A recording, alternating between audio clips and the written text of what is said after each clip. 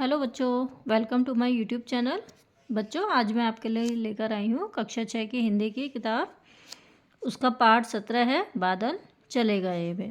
बच्चों, कविता के जो लेखक हैं वो हैं त्रिलोचन जी।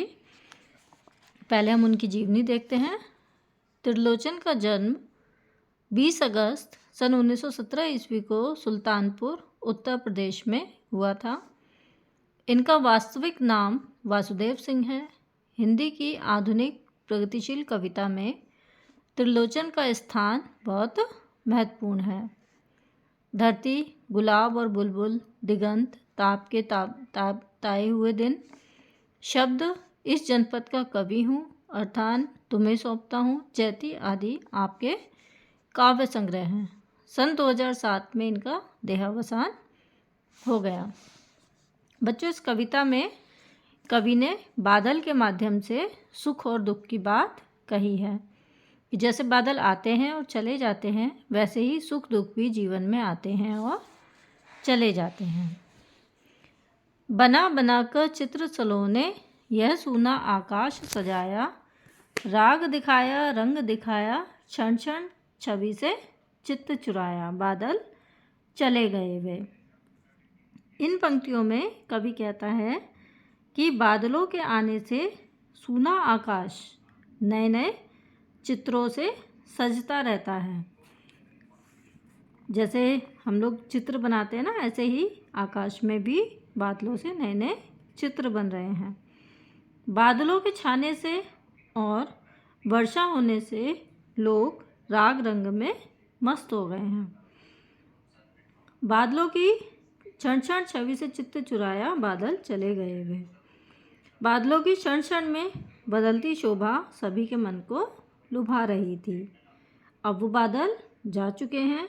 इसी तरह जीवन में सुख भी कुछ दिन के लिए आते हैं और वो चले जाते हैं। आसमान अब नीला नीला, एक रंग रस श्याम सजीला, धरती पीली हरी रसीली, शिशिर प्रभात समुज्ज्वल गीला, बादल चले गए वे। बच्चों, इन पंक्तियों का अर्थ है कि कवि कहता है कि बादलों के चले जाने पर आसमान अब कैसा दिखाई दे रहा है? नीला। सारे आकाश में एक ही सुंदर श्याम रंग दिखाई दे रहा है। पकी हुई फसलों और हरियाली के कारण धरती कहीं पर पीली और कहीं पर कैसे दिखाई दे रही है? हरी। शिशिर प्रभात समुज्ज्वल गीला, शीत ऋतु का सवेरा बड़ा ही उजला और ओस के कड़ों से भीगा हुआ दिखाई दे रहा है। अब वो बादल चले गए हैं जो धरती को आनंद से भर देने वाले थे। अगली पंक्तियां हैं।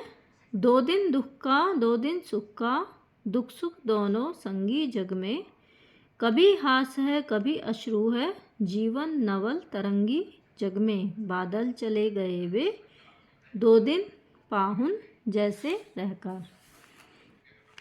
दो दिन दुख का, दो दिन सुख का।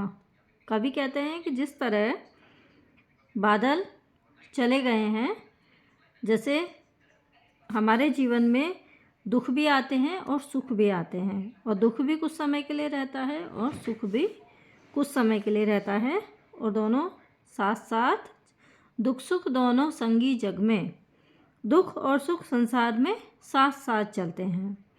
कभी हास है कभी अश्रु है। कभी तो मनुष्य के जीवन में प्रसन्नता रहती है, वह हंसता है, और कभी मनुष्य के जीवन में कष्टों के कारण उसके आंसू बहते हैं।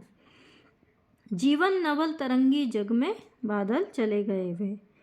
जीवन में सुख दुख की नई नई तरंगे उठती रहती हैं, और अब वे बादल भी चले गए हैं। दो दिन पाहुन जैसे रहकर। पाहुन मतलब अतिथि, मेहमान। जैसे हमारे घर में कोई अतिथि आता है तो वो एक दो दिन रहकर चला जाता है, इसी प्रकार बादल भी अतिथि की तरह रहकर चले गए हैं। तो बच्चों, इस कविता में कवि ने यही बताया है कि जीवन में सुख और दुख दोनों साथ साथ चलते रहते हैं। आशा करती हूँ आपको वीडियो अच्छी लगी होगी और ये कविता भी आपकी समझ में आ गई होगी। चलिए बच्चों, मिलते हैं अगली वीडियो में। तब तक के लिए गुड बाय।